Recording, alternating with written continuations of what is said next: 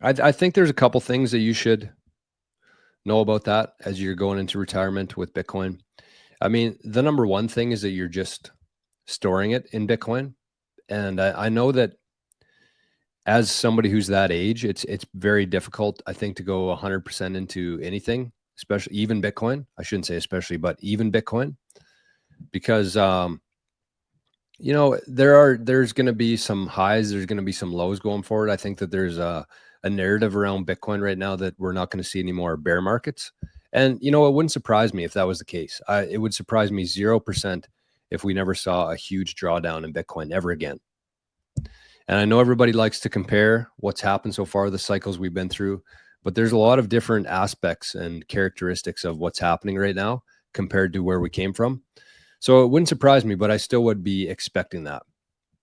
So I really like the model of having all of your investments in Bitcoin and then keeping some cash at either at home or in a USD account, USDT, because I think that as fiat dollars continue to trend towards zero against Bitcoin, the US dollar is probably going to be the one that maintains its stability and purchasing power best.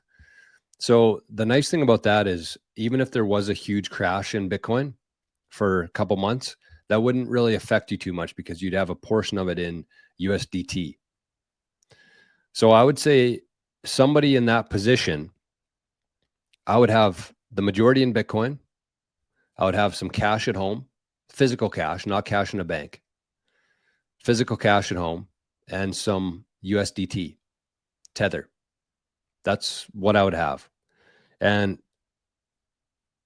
you might, let's say that you're just getting into retirement, you might have like 80% in Bitcoin. And then I think in 10 years, you should have like 70% in Bitcoin and so on and so forth. But the nice thing about retiring with Bitcoin is that you're going to spend some. And so your number of, if you looked at your wallet, let's say that you had all of your Bitcoin in one wallet and you're retiring, so you're not having too much more money coming in. Your balance in your wallet is going to keep going down. So let's say you have a Bitcoin and first year you spend 5 million sats. So you're going to have 95 million sats after that. So that balance is going to keep going down and down and down because, again, you don't have a whole lot coming in. You pretty much are going to use that for your expenses, whatever amount you have coming in through a pension or whatever. So your Bitcoin is going to keep going down and down and down. But the nice thing about saving in Bitcoin and retiring using Bitcoin is that the purchasing power of the sats that you have left, even though the balance is going down and down and down, the purchasing power of those sats are going up. And I actually shared a video yesterday on the channel talking about retiring on fiat versus retiring on Bitcoin and how it's pretty much night and day. So you're going to be in a good spot either way. If your retirement is in Bitcoin,